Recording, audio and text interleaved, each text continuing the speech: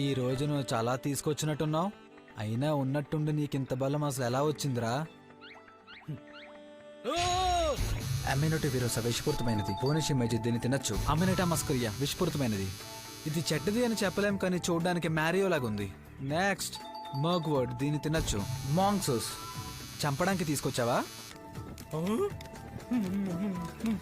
ఏం మసాలా వేసావు? తింటుంటే ఏదో రకంగా ఉంది. సముద్రపు నీటి నుంచి తీసిన సాల్ట్ ఒక్కటే వేసా. ఉప్పు వేసుకుంటే మనుషులు దేన్నైనా రుచిగా తినచ్చు. ఊరేయడానికి కూడా ఉప్పు అయితే చాలా ముఖ్యం కదా. ఆది మానవులు కనిపెట్టిన అద్భుతమైన విషయం ఇదే. చాలా థ్యాంక్స్ శంకు. నీలాగా నేను ఆలోచించను కాబట్టే కష్టపడి పనిచేస్తాను. నా బలం శక్తిని ఉపయోగిస్తాను. ఈసారి ఇటువైపు నుండి వెళ్తాను. ఈసారి ఇటువైపు వెళ్తున్నాను. ఇవి అడవి ద్రాక్షాలు. వీటిని తినచ్చా? ఆలోచిస్తే అర్థం కాదు, తింటేనే తెలుస్తుంది.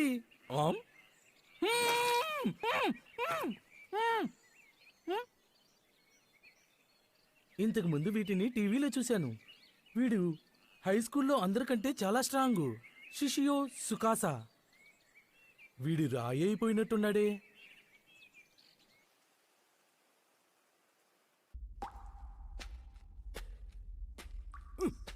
ఇటు చూడు. ఓహో, నేను శంకు కాకుండా ఇంకెవరో ఇక్కడ బతికి బయటపడ్డారు. దీన్ని ఇక్కడ ఎవరు పెట్టారు? అది నేనేరా. నువ్వు పెట్టావా? ఈ ప్రపంచంలో ప్రాణాలతో ఉన్న మనుషులు మన ఇద్దరమేనా? ఇంకెవరైనా ఉన్నారా చెప్పు. మనం మరింత మందిని బతికిద్దాం. అదే మన ప్రధాన లక్ష్యం. ఒకవేళ ప్రపంచంలో మన ఇద్దరమే ఉంటే మానవ జాతికి భవిష్యత్ అనేదే ఉండదు. అది నిజమే. అసలు సరిగ్గా 3700 సంవత్సరాల తర్వాత మనం ఆ రాతిలోంచి ఎలా బయటపడ్డామో తెలియట్లేదు. రాయి బలహీన పడిందా? అవును, ఈ విచిత్రమైన ఖనిజాలు కోతకు గురయ్యాయి. దాదాపు ఒకే సమయంలో మనిద్దరం బయటపడ్డాం. నీకిది అసలు ఏమాత్రం అనుమానంగా అనిపించట్లేదా? 3700 ఏళ్ల తర్వాత 6 నెలల తేడాతో యాదృచ్ఛికంగా జరిగిన ప్రతి సంఘటనకు లాజికల్ ఎక్స్ప్లెనేషన్ ఉంటుంది. మనిద్దరం ఈ గుహలోకి ఎలాగో కొట్టుకొచ్చాం. పైనుంచి పడుతున్న ఈ నీటి చొక్కులే గబ్బిలాల మలం. అది నైట్రిక్ యాసిడ్. ఏంటి నైట్రిక్ యాసిడా? అంటే ఏంటి? ఇలా అడుగుతావని నాకు తెలుసు. అది నీకు ఎక్స్ప్లెయిన్ చేసి నా టైం వేస్ట్ చేసుకోను. అంటే నువ్వు చెప్పేదాన్ని బట్టి ఇది వేరే యాసిడ్ రాతిని కోతకు గురయ్యేలా చేసి బతికించగలదంటావు. నీకు సులువుగా అర్థమయ్యేలా చెప్పాలంటే అంతే.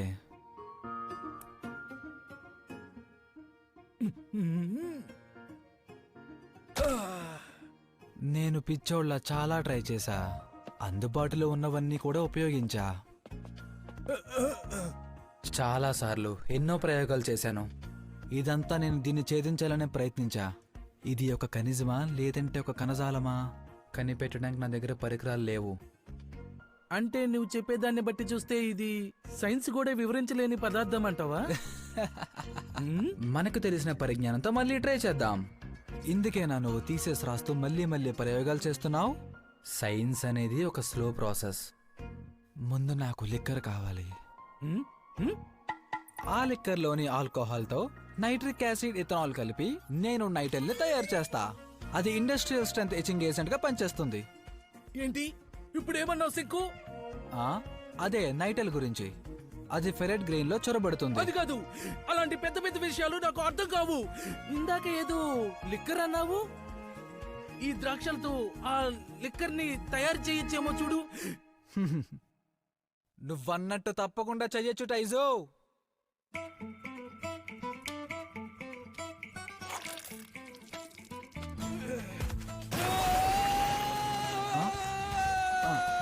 ఇక నుంచి నువ్వు నీ బండ చాకరీ అంతా ఆపేస్తే మంచిదనుకుంటున్నాను. ఇక్కడ నాకు నీ అవసరం ఎంతగానో ఉంది టైజు. లిక్కర్ కాయడం అనేది నువ్వు అనుకున్నంత సులభం కాదు. ద్రాక్ష, డ్రై ఫ్రూట్స్ అన్నీ కలిపి కంటైనర్లో నింపాలి. అది పులిసేదాకా కలుపుతూనే ఉండాలి. ఒకప్పుడు లైసెన్స్ లేకుండా ఇదంతా చేసేవారు కాదు. 3 వారాల్లో ఇది రెడీ అవుతుంది. కానీ శంకు, మనం ఇప్పుడు మైనర్లం కదా, మద్యం తాగొచ్చంటావా? ఏం పర్వాలేదు. మన వయసు ఇప్పుడు దాదాపు 3700 సంవత్సరాల పైనే. అవును కదా.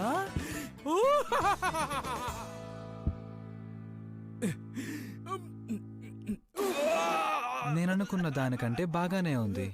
కానీ మార్కెట్లో దొరికేదానికంటే 1000 రెట్లు చండాలంగా ఉంది. అసలు ద్రాక్షలతో దీన్ని ఇంత ఈజీగా తయారు చేయొచ్చని నాకు తెలీదు. దీన్ని చాలా జాగ్రత్తగా చెయ్యాలి. విసుగు పుట్టించే పని మనకిప్పుడే మొదలవుతుంది. దీంతో మనం లిక్కర్ కాయబోతున్నాం. ముందు బ్రాందీతో మొదలు పెడదాం. ఏంటి బ్రాందీనా? అంటే ఏంటో నాకు తెలీదు. నువ్వలా అంటావని నాకు తెలుసు. వేడి చేయడం, అలానే చల్లార్చడం, ఇంకా ఆవిరి దించడం కూడా. అప్పుడు ఆల్కహాల్ కిందకు దిగుతుంది. నీకు తెలుసా 3000 BCలో మెసపెటేమియన్ నాగరికత ప్రజలు మట్టి కుండలు వాడి సారాను కాసేవారు. ప్రయత్నిస్తే మనం ఏదైనా చేయొచ్చు.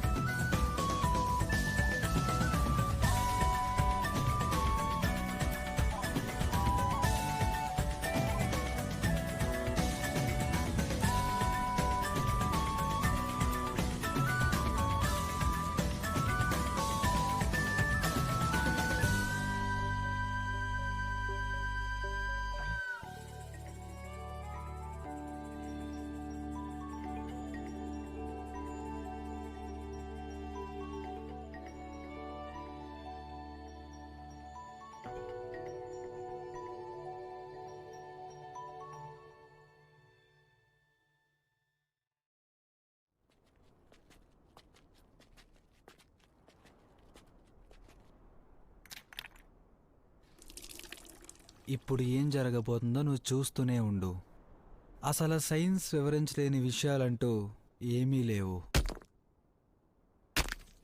మనం వాటి వెనుకున్న కారణాలని వెతకాలి. మనం చేసే ఈ పరిశోధనే సైన్స్. ఇలా చేయడానికి మనకెంతో ఓపిక అవసరం.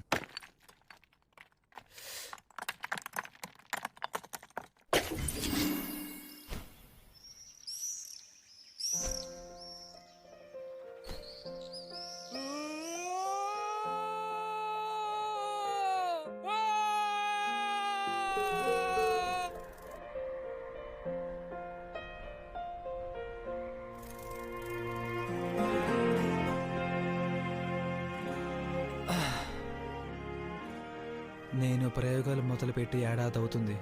ఇది నేననుకున్నంత టైం అయితే పట్టలేదు. స్లోగా స్థిరంగా జరిగే ఈ ఫ్యాంటసీని సైన్స్తో నేను ఓడించబోతున్నాను. నాకు చాలా ఆనందంగా ఉంది.